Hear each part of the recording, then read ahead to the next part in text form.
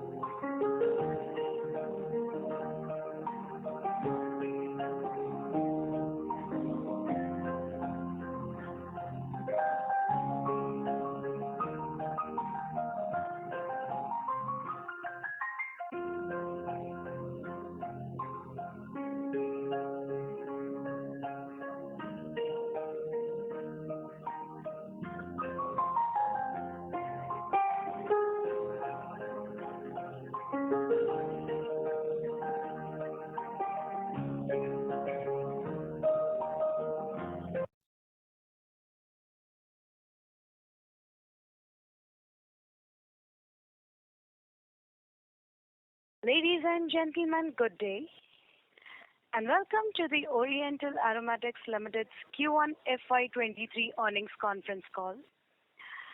As a reminder, all participant lines will be in the listen-only mode, and there will be an opportunity for you to ask questions after the presentation concludes. Should you need assistance during the conference call, please signal an operator by pressing star, then 0 on your touch-tone phone. Please note that this conference is being recorded.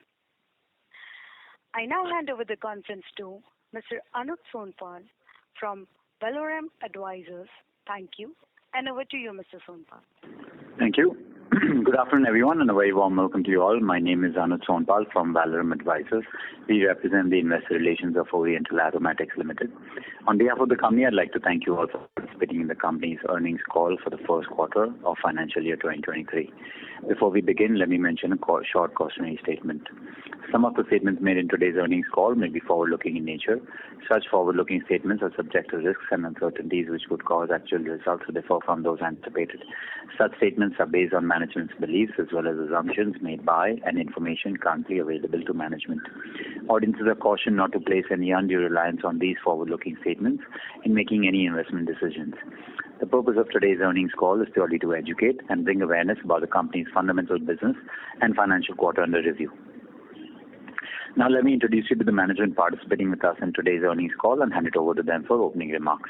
We firstly have with us Mr. Dharmesh Bodani, Chairman and Managing Director, Mr. Shyamal Bodani, Executive Director, Mr. Parag Satoskar, Chief Executive Officer, and Mr. Girish Khandelwal, Chief Financial Officer. Without any further delay, I request Mr. Dharmesh Bodani to start with his opening remarks. Thank you, and over to you, sir. Thank you so much, Anuj. Good afternoon, everybody. It is our pleasure to welcome you to the Q1 earnings conference call of Oriental Aromatics Limited. I hope every one of you all are safe and healthy. During the quarter, the company witnessed a healthy demand across all product categories: aroma chemicals, camphor, fragrances, and flavors. I'm glad to inform you all that the productions and sales volume for the quarter have improved by 5% and 2% respectively on a quarter-on-quarter basis. Margin and profitability pressures continue due to significant increases across all input costs, mainly due to impact of geopolitical issues, supply chain disruptions from China. This, however, is showing signs of stabilization and in some cases has started a downward correction as well. The capex plans had been slowed down in a bit to buffer the impact of severe cost escalations from input prices. Now that the commodity prices are showing signs of reduction and stabilization, we will be forging ahead with our capex plans. Now I request Mr. Girish Khandelwal, our CFO, to give the financial highlights. Thank you. Thank you, Dharmil. On a consolidated basis in Q1 FY23, the operating income for the quarter was rupees 234 crore, which was an increase of approximately 1.7% on a year-on-year basis and an increase of 15% on a quarter-on-quarter basis. Operating EBITDA reported was rupees 17 crore, which was a decrease of about 52% on a year-on-year basis and a decrease of 25% on a quarter-on-quarter basis. Operating EBITDA margin stood at 7.06%, which was a decrease of 796 basis points on a year-on-year basis and a decrease of 383 basis points on a quarter-on-quarter basis. Net profit after tax reported was about rupees 8 crore, which was a decrease of about 63% on a year-on-year basis and a decrease of 20% on a quarter-on-quarter basis. While PAT margins were 3.6%, which was a decrease of 628 basis points on a year-on-year basis and a decrease of 157 basis points on a quarter-on-quarter basis. Thank you. With this, we can now open the floor to the questions and answer session. Thank you very much. We will now begin the question and answer session. Anyone who wishes to ask a question may press star and one on their touch-tone phone. If you wish to remove yourself from the question queue, you may press star and two. Participants are requested to use handsets while asking a question. Ladies and gentlemen, we will wait for a moment while the question queue assembles.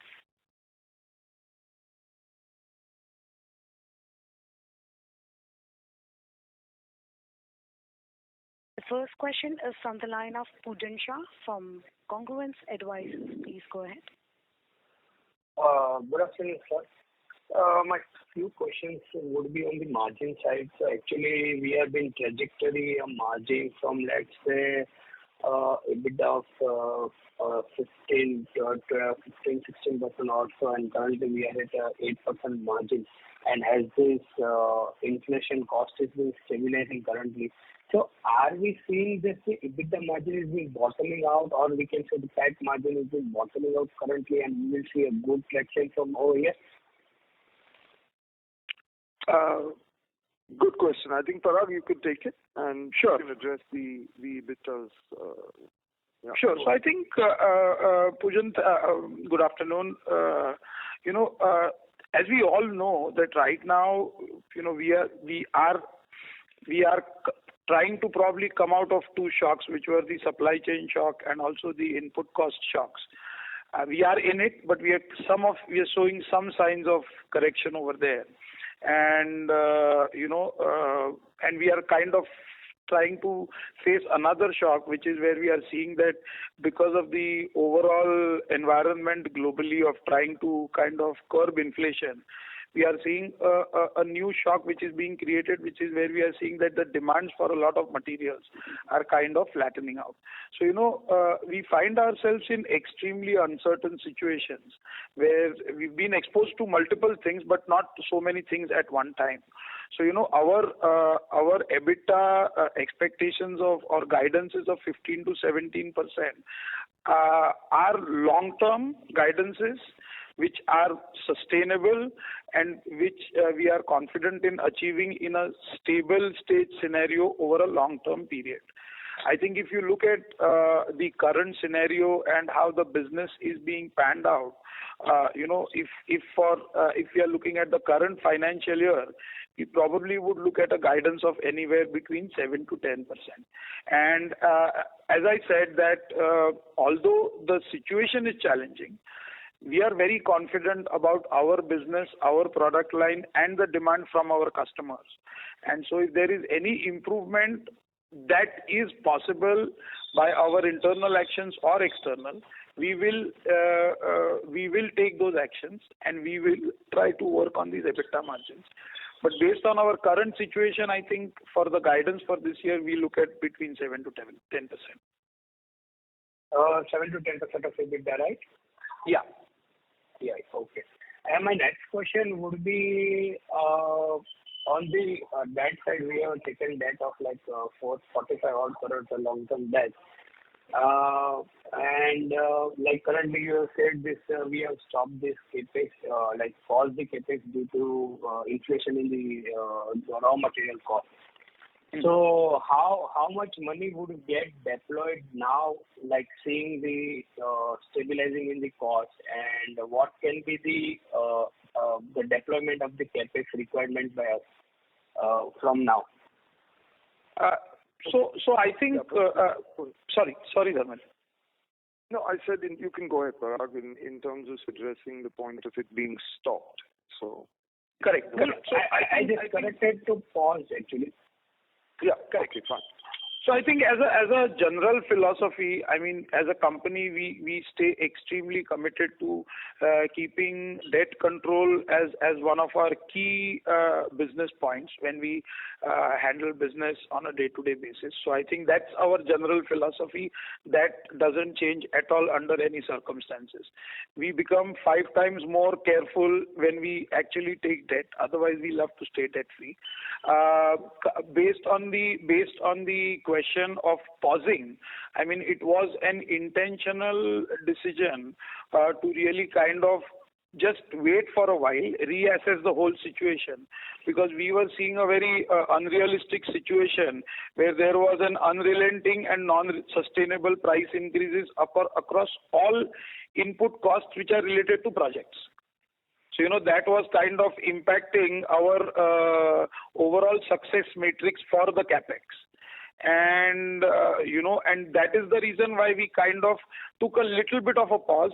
And now that we are seeing that the prices of steel, etc., are started correcting, now that we are seeing that the freight costs have started correcting, we have again gone into active mode, and we have again started all our projects related activities in full swing. This primarily was an internal decision to ensure that all our investment adhere strictly to our internal ROI norms that we have set. Point number 2, in terms of what is going to be the impact of that, I think we are looking at a very moderate impact of anywhere between say 3 to 5 months delay in the timelines that we have set for all our current projects across Baroda, Bareilly, and Mahad. Okay, sir. Got it. My third question would be, as we have seen that the demand was being muted for camphor due to festive season was not been actively been there. We have seen due to COVID and pandemic situation. Now the situation has been opening up. Are we seeing the demand and due to destocking or the supplier still been into stocking mode, and we are being flat on the demand in this festival season? So I think on the demand side, we have seen that the whole world has had muted celebrations for the past 2 years, and every festival has been welcomed with open arms by the consumers. So I think we are seeing that demand for camphor is probably strong and will stay strong in the festive season. I think what is probably the challenge part is the realization and the competitive landscape, which is becoming a little more complex on the camphor side. Okay. And just one more question, and I will back on the queue. I would request you to rejoin the queue, please. Thank you.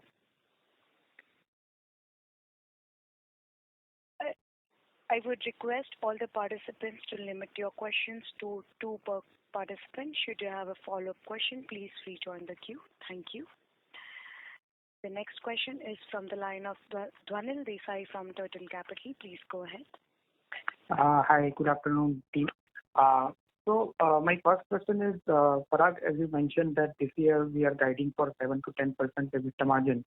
The question is that, we have a very diverse product basket across product groups. And generally what we have seen is that, when you have a diverse product basket, things balance out and the impact on margin is less volatile.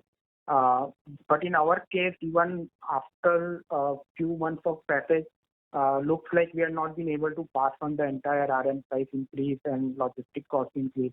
So can you dwell upon this to any specific products which are contributing to this margin squeeze, or product concentration within our product portfolio that is leading to this?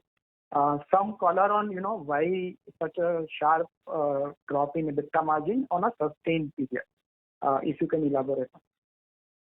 Sure. So I think firstly, I would Dhwanil, like to say that as a broad philosophy, Oriental Aromatics always believes in under committing and over delivering. So that's the broad philosophy. Point number one. Point number two, I think if we look at the industry that we cater to, which is the fragrance.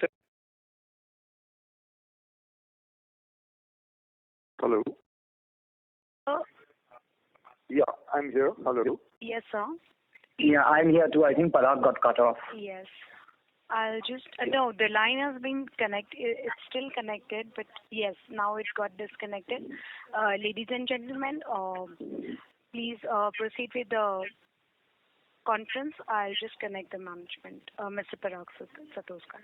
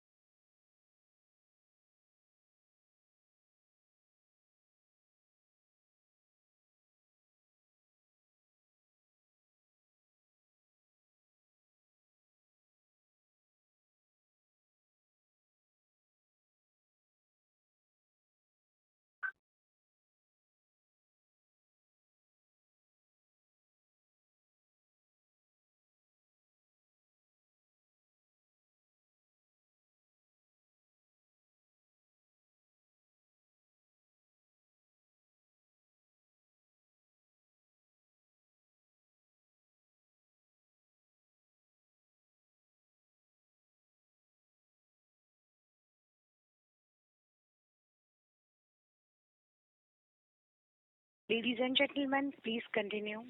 I would request you all to continue with the conference. In the meanwhile, I'll connect Mr. Parag Satoskar. Mr. Desai, do you have any further questions? Yeah. So one more question I have is, I think in the last call, we were thinking that we will capitalize around 180, 190 crore of new capital assets this year. So, what kind of asset turns that we are looking at? I think we have guided for 1.5 to 1.7 times. And what is the timeline for reaching those kind of revenue from the capitalized assets? Will it be next 2-3 years? Are we planning to reach that number?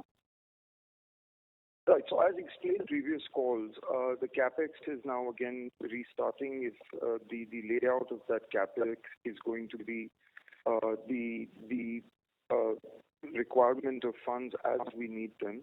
The numbers still the same. And we're looking at a 3 to 5 month delay in commissioning phase-wise across Bareilly, Baroda and Mahad.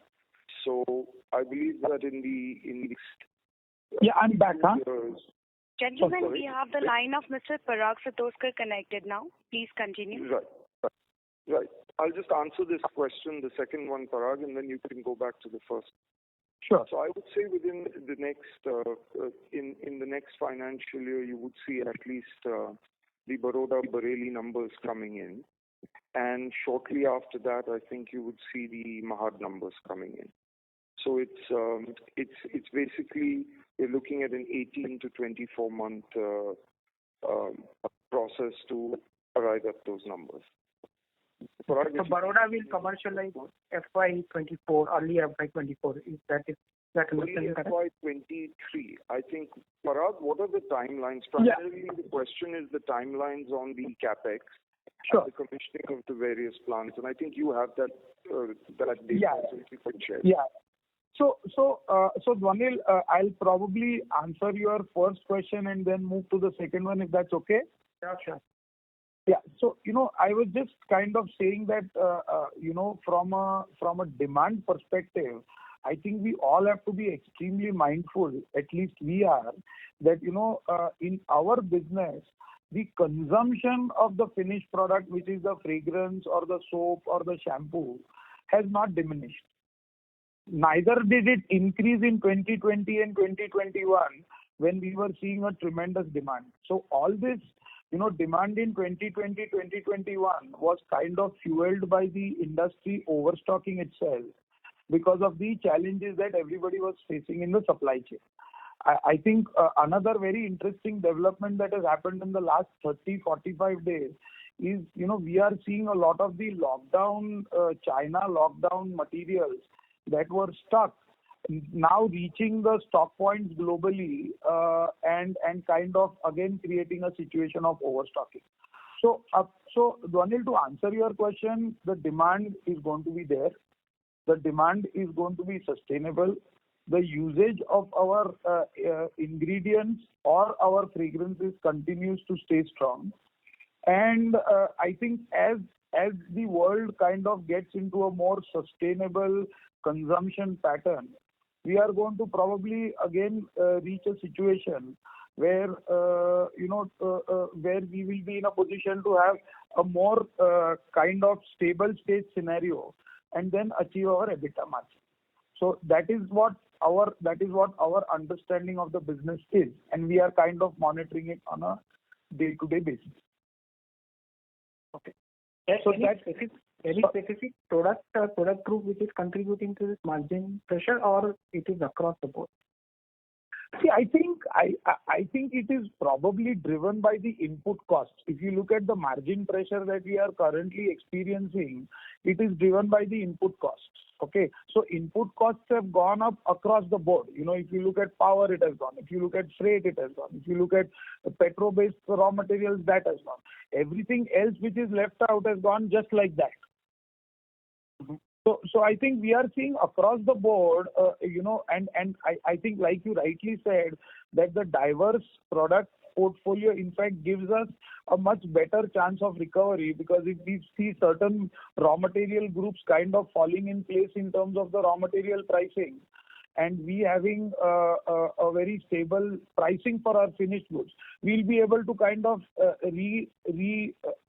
achieve or regain that EBITDA faster. Okay, got it. Okay, so I think the second question was related to the capex layout. Correct. So I think if we look at our Baroda site, the greenfield projects or the multi-product hydrogenation facility project, we feel that it should be kind of completed, commissioned, and validated by end of H1 2023. So a calendar, not financial. Calendar H1. So we are looking at a June 2023 commissioning, validating of all these products, and the impact of this extra production on sales would probably be seen on the spot procurement side in H2 2023 calendar. And on the RFQ side, more on the H1 2024 calendar. This is about the Baroda side. On the Mahad side, we all knew that there were delays in terms of the environmental clearance. However, we have received that, and we have quickly now moved ahead in the areas like plot development, etc., etc. And those are absolutely being taken on war footing. But unfortunately, because of the rain, the basic layouting of the plot might probably have to wait for a month or so. But we are not wasting our time there. We are kind of trying to do our process re-engineering, etc., completed. So when we have developed the plot, we will be in a position to kind of quickly start our construction of the plants and the utility block. So again, there we are looking at a timeline of H1, end of H1 calendar 2023 for commissioning our first plant and moving forward. And on the Bareilly side, where we are doing the brownfield project, like I said, last quarter we have completed the terpineol expansion. We are also doing some small expansions in the other product mix on the terpene chemicals, which probably should be done before October 2022. And we should start getting those numbers added to our top line in 2023 calendar. Just one follow-up. So the asset turns of 1.5 and 1.7 remains EBITDA, right? Yeah. Parag, he had asked this question on our assets 1.5, 1.7. Yeah. It remains. Okay, thank you. Thank you. The next question is from the line of Akash Zaveri from Perpetual Investment Advisors. Please go ahead. Hi, good afternoon, and thank you so much for the opportunity. Some of my questions have already been answered. One of them was, is your plant US FDA approved for camphor? Yes. Okay. So, do we see any risks to our camphor business due to competitors, being backward integrated? So I think this whole notion of being backward integrated probably is something which needs to be debated a lot further than probably an investor call. Because I think the advantage that we have in terms of having well-established global supply chains for our raw materials developed over the past 65 years, plus having a well-functioned, well-oiled camphor plant, the product out of which has been accepted by our customers for the past 50 years, I think more than compensates for some advantage that you might have in terms of the so-called concept of backward integration, which itself can be challenged. Correct. And I would like to add here is that the delta currently between the CST-based raw materials and alpha-pinene or beta-pinene is there. It exists, but it does not really put Oriental Aromatics in a situation where competition will have a advantage in terms of selling price or in terms of realization. And having said that, I believe that a company like ours who does have a need for alpha-pinene, beta-pinene and all other products that are routed through CST, it's a matter of time that, we would be in a position to confirm our expansion plans in Mahad, which at this point I would, like to inform you that it will contain CST as part of the product mix. Sure. Thank you so much, for such a detailed answer. Just another question was, do you see your clients trying to diversify away from China? I'm trying to get a sense of where exactly are our competitors located apart from India? So I think, Akash, to answer your question, I think the China plus one, China plus two strategy has been in place for a while now. I think we've moved on beyond that, and now in fact our clients are kind of exploring not only the country of preference for buying raw materials, but also the size of the supply chain. We have situations where we have competitors who make the same products, and we compete with them when we supply those materials to them, supply those materials in the global markets. But in their operations in India or Singapore, they buy from us because of the condensed supply chain, which gives them guarantee of business continuity. So I think the whole concept of China alternatives has been is kind of has been in play, and now the customers have gone beyond that and looking at even more innovative procurement strategies. Got it. Thank you so much for that, and all the best for the rest of the year. Thank you. Thanks, Akash. Thank you. The next question is from the line of Rajesh Jain from NB Investments. Please go ahead. Good afternoon. I have two questions. One is, if you see in last financial year, in the Q1 and Q2, we have done 230 crores of quarterly sales. And in Q3 and Q4, it's around 205 and 203 crores of sales. So in the Q1 of last year call, it was mentioned that all our plants at that time was running at full utilization. So now in Q3, Q4, the sales were down quarterly. So what I want to know is this drop in sales was due to the drop in demand, or was it due to the decrease in the raw material prices, or what is the reason for that? So I think, Rajesh, thanks for the question. I think it was, beyond going extremely micro, but it was primarily a combination of certain shutdowns that we had taken in the month of September, where we were going to kind of hook up our single product plant in Baroda. That had a little bit of the impact on the production and which had an impact on the overall top line. And you also probably, there was also a little bit of a client overturn which happens on the fragrance side, where, we were looking at new client acquisition and letting go certain clients where we felt the business was not very, very profitable for us over the long period of time. And so we probably would have seen not a very substantial, but a little bit of a drop in terms of the top line. And Q4 historically is a little bit of an off-season quarter, primarily because of no festivals, and so you have the camper sales which gets carried over.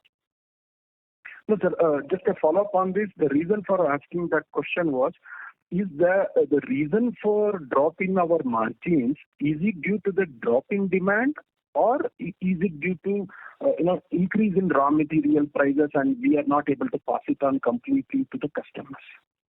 Correct. So, Rajesh, to answer your question, the production quantities probably would not be driven by our inability to pass on the price increase, because the production quantities are depending on our production plans and our capacities at the plant.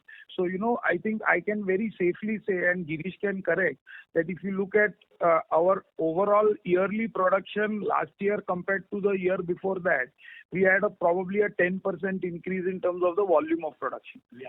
So, I think if you look at our ability to kind of extract production from our plants, we are there. I think, like I said, that there might have been certain aberrations which would have been caused because of, so there was no lack in demand. Neither was there a problem in the plant, but I think these are fully kind of in the routine of running the plants, incidents that happen, which kind of need to be mitigated. Otherwise, if you look at the broad picture, year on year, we have shown an increase in the production. Okay, so it is basically because of this increase in input prices, be it raw material prices or power or logistics, that we are unable to pass it on to the customer. That is the main reason for the drop in margins. Is that a fair assessment? Yes. Sir, my second question is regarding the new CapExes. So enough has been said about the amounts being spent, the asset turnover, and now you have given the revised schedule. My question to you is, assuming that all the projects would be ready based on the timeline you have given, how much time does it take to run at full capacity based on the current scenario of demand? So, Rajesh, to answer your question, I would go back to, again, a general philosophy that we have in Oriental, which is that, whenever we launch a product, we use the first 3 to 6 months, because it's a generic specialty aroma ingredient, to really gain customer acceptance for all these products. And it is our stated objective to focus on acquiring anywhere between 33% to 50% of the available market share within the first 1,000 days of the plant being commissioned. So this is our philosophy. So when you look at this philosophy, our objective is to kind of take the plant to optimum or to 75 to 80% of the capacity within these 1,000 days, and then still have some capacity left for the CAGR growth that will happen in that particular product based on our understanding of that product. So based on this, so if I take it as end of FY24 as the commissioning, by which all your plants would have been commissioned, so 3 years from that would be a fair assessment to, take them running at a full capacity utilization? I think it will probably be a little less than that if we look at our past track record. But you can take 3 years as an outer number for us to really reach in the worst possible scenarios. Okay. Thank you very much and all the best. Thank you, Rajesh. Thank you. The next question is from the line of Viraj Mehta from Equirus PMS. Please go ahead. My questions have been answered. Thank you. Thank you. Thanks, Viraj. The next question is from the line of Rohit from Progressive Share Brokers Private Limited. Please go ahead. Hi team, congrats on the Golden Jubilee year of operations. Sir, I have two questions before I fall back in the queue. The first one is related to follow-up probably on the US FDA approved camphor. So some of these pain management companies which are in that space, they have been growing aggressively. So would you like to take us to the current scenario with US FDA approved camphor versus the pain management industry and our contribution towards that? So I think, Rohit, first of all, thank you very much for your wishes. I think the whole team is very, very, excited to really be part of this celebration. To answer your question, I think Oriental historically has probably been one of the first companies to really play an active role in the pain management space in India as well as globally. So, we remain committed to that. I think that space in many cases has a lot of entry barriers in terms of drug master file, etc., which need to be taken care of. And I think we have, Oriental Aromatics can safely say that we've been there and done that.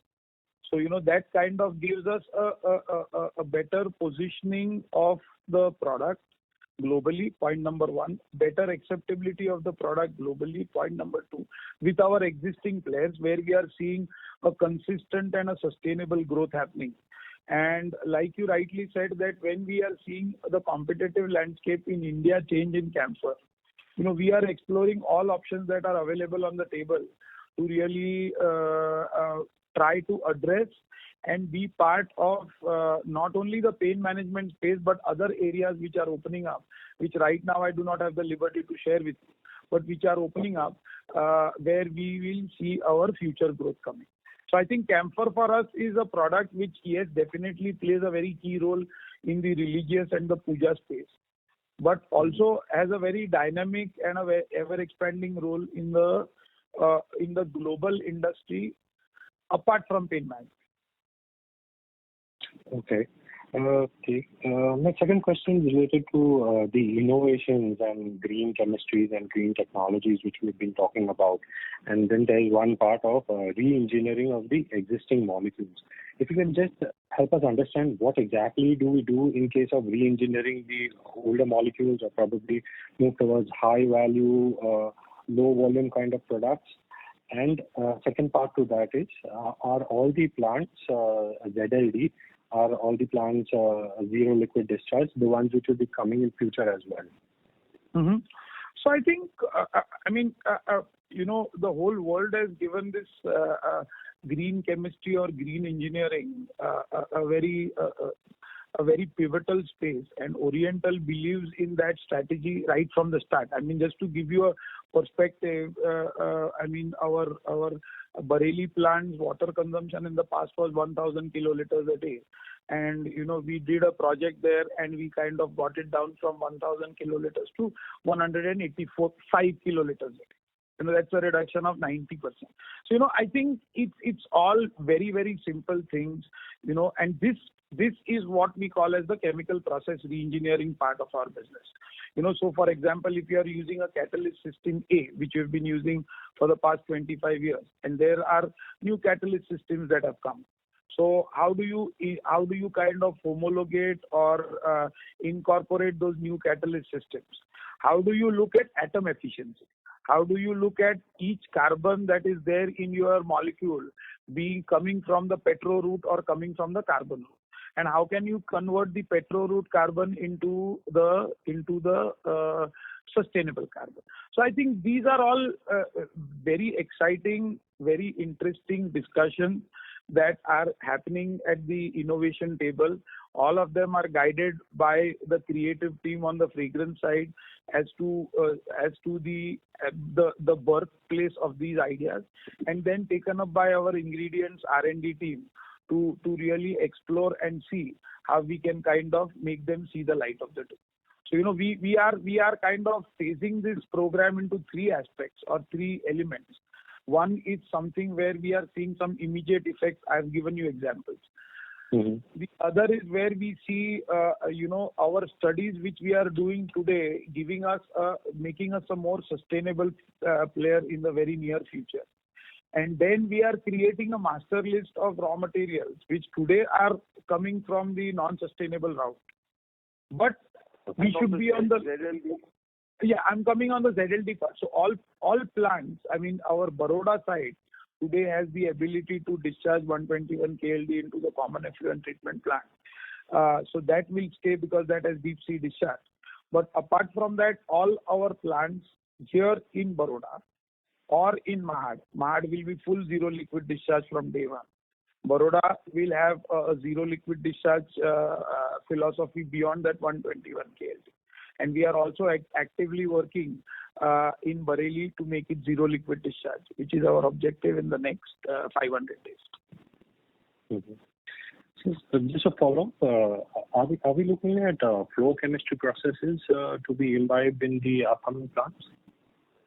Can you please repeat what chemistry? Flow chemistry. When you speak about catalysts, so there could be an addition where the entire, instead of the batch processes, we have a continuous flow of the molecules or processes for chemistry. Are we looking at that? So the answer is yes and no. The answer is wherever we have reached a critical mass, where we feel that moving from a batch stroke campaign processing to a continuous process will help us get benefits in terms of yields or costs and performance and sustainability. We are exploring that, and we have done that in the last 4 to 5 years, where a lot of batch processes, once they reach certain critical mass, have been converted into continuous. But I think if you look at the specialty ingredient space, a lot of the products here are kind of at volumes where it is really not sustainable to convert a batch process into a continuous process. Okay. So I have 2 more questions. I'll fall back in the queue. Thank you. Thank you. The next question is from the line of Rajat Sethia from iThought Financial Advisor. Please go ahead. Hi, thanks for the opportunity. So what was the volume growth in this quarter? Dinesh has mentioned it. I think it was 5% in the production and 2% in the sales. No, in this quarter to quarter it is more. Yeah, quarter on quarter. 5% in the production and 2% in the sales. Yeah. Okay. And what's the revenue guidance for the current year, and how much of that would be volume growth? Volume growth, we are expecting 5% overall, 4 to 5%. Okay. And guidance around. So I think, like I said, that we probably have a continuous steady stream of products which we have launched last year, which will see more customers accepting it. So I think we probably are looking at a revenue guidance of anywhere between 5 to 7%. and a volume growth, like I said, between 5 to 10%. Okay. So just one thing, if you look at our year-on-year growth, which is flat, almost 2%, and we are saying we grew our volumes of 5% in this quarter, right? Yeah. So it means pricing has come down because total revenue growth is 2%, volumes 5%. Means pricing has come down while we are saying raw material prices are going up. So yeah, so I think it's a very interesting. Yeah, it's a very interesting question. So I think we all have to be mindful that when for a lot of the other verticals, we have been pretty successful or partially successful in passing on the price hikes to the consumer. I think camphor is one area which is a matter of concern where we are seeing a continuous reduction in the pricing. But, that reduction in the pricing also is not extremely worrisome because I think camphor again is one of the product areas where the key raw material price also is kind of stable or is coming down a little bit. And so that is the reason why we are seeing kind of that part of the business where we are seeing, which is very, very competitive, where we are seeing a reduction in the pricing end. Okay. And you have given yearly guidance of, for this year, you have given guidance of 7 to 10% in EBITDA margin.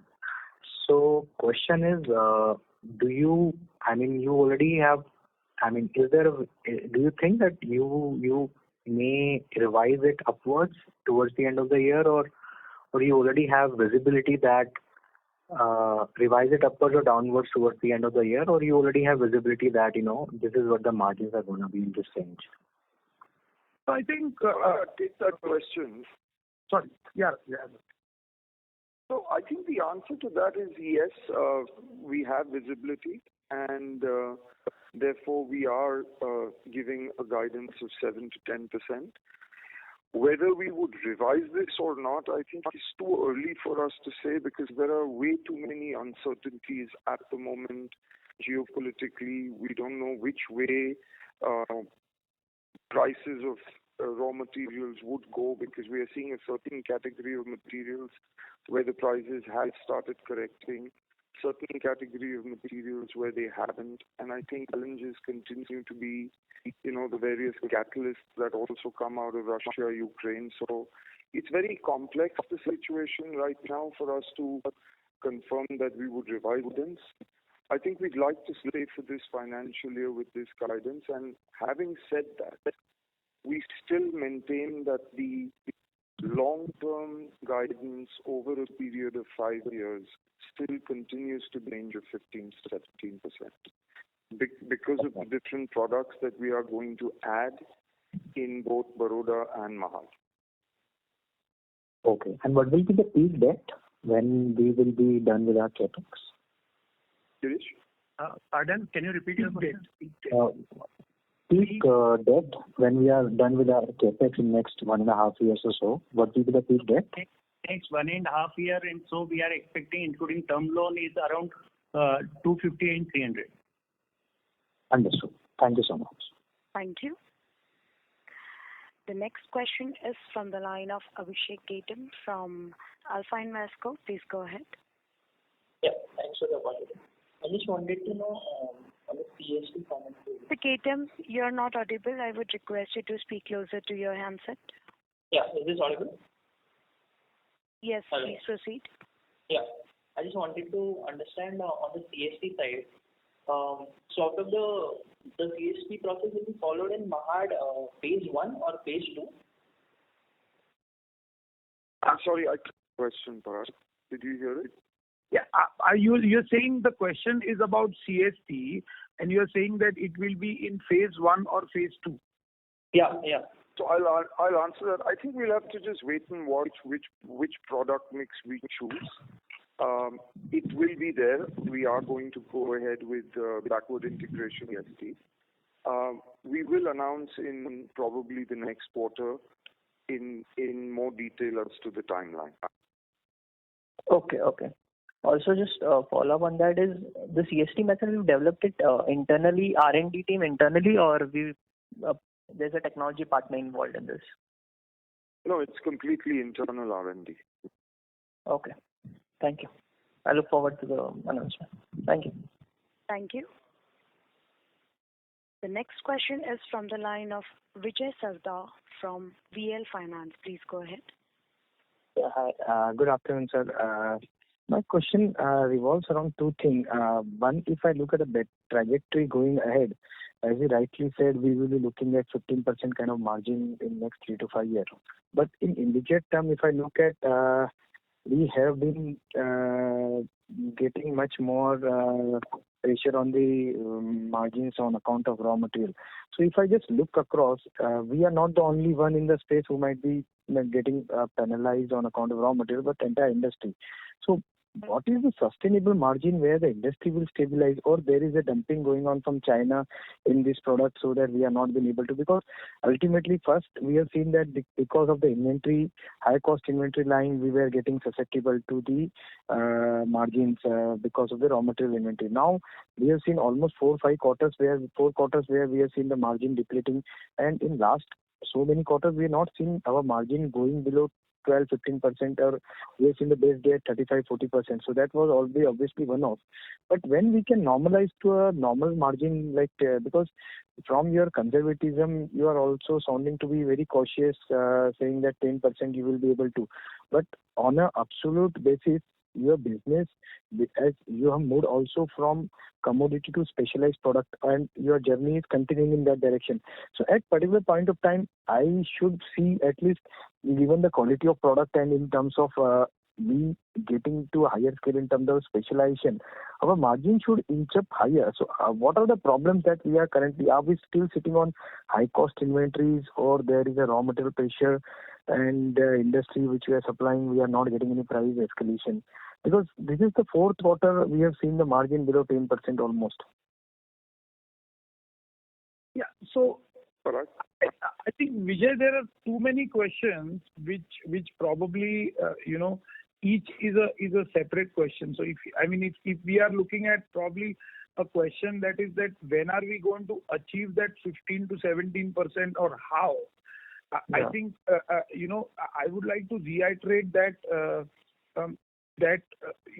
we are a very kind of a different player in the industry, where we have a very diverse areas of business that we cater to. We are not purely a fragrance and flavor compounding company. We are not purely a fully integrated fragrance and flavor compounding company. Neither are we purely a camphor company. So I think we have a much diverse portfolio, and our estimate. And neither, Parag, and neither are we only a chemical company. Correct. And so our long-term EBITDA expectations are based on a stable stage scenario in the areas of businesses that we operate. Point number one, and point number two, I think the diversity gives us the ability. I wouldn't probably use the word hedge because it will sound too aggressive, but to kind of counterbalance the opportunities that come. So that 15 to 17% is based on this philosophy of what's going to happen 1,000 days from now, when our full R&D program or the might of the specialty ingredients division is actually at par with our camphor and terpene chemicals division. Point number one. So how does this enable our creative and the fragrance and flavor division to really add value to their customers? Point number two. So all these things are currently work in progress. And during that time, if the stable state scenario gets disrupted over an extremely long period of time, I think it is but obvious that since we are not completely absolved or insulated from the outside world, we are going to have these hiccups and shocks. Are we the only ones who are facing it? Probably no. Are we the only ones who are facing it for a sustainable 3 or 4 quarters? Probably no. Are we mindful of it? Definitely yes. Are we watching it? Definitely yes. Are we going to work on it? Definitely yes. So I think it's a combination of all these things. What probably you have to look at is that whether the management is mindful, or are we kind of talking things which doesn't seem to be real. No, sir. We definitely have a complete case. Only thing is, sir, I've been listening to you from last 4-5 quarters. So from the first quarter, where the margin were high, you already cautioned that this margin won't sustain. But when the margin is getting bad, means we are not getting a visible sign when it will recover and when it will go to normalcy. That is where I'm coming from. So it is nothing to do with our company. I just wanted to understand how the overall sectoral scenario is there in terms of demand supply, where we have not been able to pass on the price, or when we can see margin at least normalizing to a level where we feel the pains are behind. That is where I am coming to, sir. Correct. And I'm sure that I think as we move on and as we see some level of a stable state scenario getting built across the industries that we operate in, I'm sure our future calls, if and when we see that situation, we will be more than happy to share with you a lot of more information as we already, our endeavor is. Mm-hmm. Correct, sir. Thanks a lot. Thank you very much. Thank you, sir. Thank you, Jay. Yeah. Thank you. The next question is from the line of Bobby Chayaram from Falcon Investment Advisors. Please go ahead. Hello. At 7 to 10% EBITDA margins, are you able to realize your return on invested capital target? Mr. Bobby, you are not audible. Yeah. Okay. Hi. At 7 to 10% EBITDA margin, are you able to realize your return on invested capital target for your new capital expenditure? Yes. Yes, Bobby, to answer your question, yes. So what is it? What is the ROIC at this kind of a margin? On this kind of a margin, our ROI would be around 10 to 12%. But this margin that we already said that in the long term, our goal is to generate the EBITDA of 15 to 17%. So definitely ROI will improve. Right, but if it doesn't, will this capex be viable? So Parag, you could talk about shocking the balance sheet exercise that we do now. Correct. So I think, Bobby, as an internal exercise, as an internal sounding board, we have done our complete math of what if scenario where if the margins stay at the levels that they are, or even probably come down by a percentage point, EBITDA margins, what will be the worst? Sorry? Which would be the worst case? Correct. Would we be able to sustain our expenses? The answer is yes. Would we be able to kind of justify our working capital? The answer is yes. Would we be able to kind of manage our repayments of debt? The most important question that is internally asked, the answer is yes. So we have done this exercise internally, and as of now, looking at the worst case scenario, we should be in a position to kind of keep the ship afloat in spite of the debt. Right. And what is the stable state that you talk about? What in your mind is a stable state? So I think when I look at I think it's a very interesting question. So when I look at a stable state, I look at a situation where I think the general environment of running the business seems to be very normal. B, I think the availability of raw materials, most of them, you always have probably challenges in one side or the other, but most of them are probably kind of visible.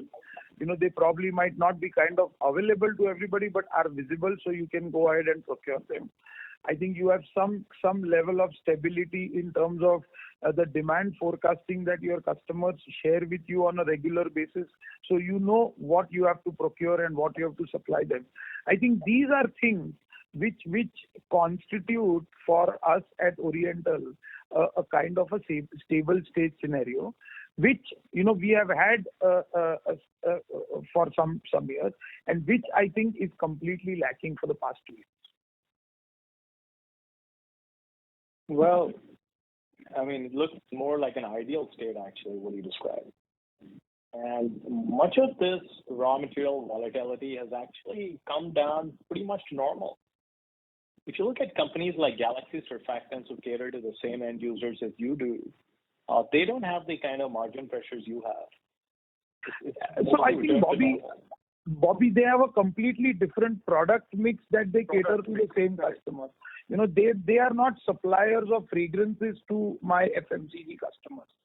So if you look at Galaxy Surfactants, I mean, if you ask somebody who kind of uses palm oil today as a raw material source, and if you tell him that the raw materials have come back to normal, I mean, they probably would challenge your statement. So I think it's not an apple-to-apple comparison. When you are looking at you probably would have to look at a fragrance manufacturer who is supplying to the FMCG players and then compare our situation with them. Okay, so what is the specific input cost that is still way out of norm? Can you give 2 or 3 specific input costs? Bobby, to answer your question, I think if you combine the requirements of our fragrance, flavor, terpene chemicals and our aroma ingredient specialty, I think we have more than 2,000 materials. I would say broadly, all the materials across the board, which I had mentioned earlier in this call, were kind of way above our expected price. I am seeing that all of them have kind of stabilized in terms of the price hikes that we are seeing.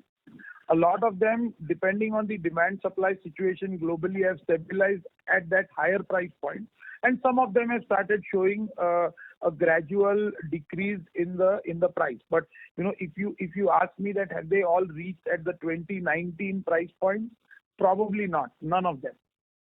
But they never will. You can also, Bobby, I'll just add here, you can also give him the reference of the information on all these various chemicals which are used in the flavor fragrance side. There is a specific, you can contact later, we'll give you a link where you'll have an idea of what's going on with these raw material prices, so you'll get a good handle. Are they from China primarily? They're from globally. So it's China, Vietnam. It's all over the world. So the amount of raw materials that we use just in sheer numbers, there isn't a single source country for them. I mean, Parag has mentioned 2,000 ingredients. I'd like to correct him that in the fragrance division, they're using over 2,000 ingredients in the fragrance and flavor vertical. So I think that there are, in terms of specifics for you to see, it really doesn't make sense because you need to see reality, and there is information available which we will give Anuj, and he will share it with you. Right, I understand that. You know, what I don't quite get is that why are we expecting these prices to return to 2019 levels? There's increased compliance. We're not expecting them to return to 19 levels. There is a new normal, and I think that new normal needs to stabilize. Correct. We are finding that the new normal is not stabilizing. Right, so the new normal is going to be far higher than you were used to before when you were expecting these 15, 17% margins, right? So if it stabilizes at a higher level, you will have to increase your costing, your prices to your customers. There's no way around it. Yeah, and Bobby, I think... Yeah, Bobby, we have taken your feedback in a very positive way. I mean, like Dharmil rightly said, that we are aware of the new normal. Like Dharmil rightly said, that new normal is not stabilizing. We are always mindful of what are the price increases that we have to do. Wherever they are due and wherever they can be achieved, we do it. And wherever we feel that we need to pause, like where the competitive landscape is a little challenging, we kind of are not in a position to pass them on in the first go. But since we are the incumbents and we have a lot of control on the process and the raw material pricing, we are one of the lowest cost manufacturers of each of the products that we make. So we are aware of the new normal. We are mindful of it. The only challenge of achieving that stable stage is probably to really achieve that stable stage in the new normal, which we are not seeing, and which will, I think, eventually come if there are no more shocks.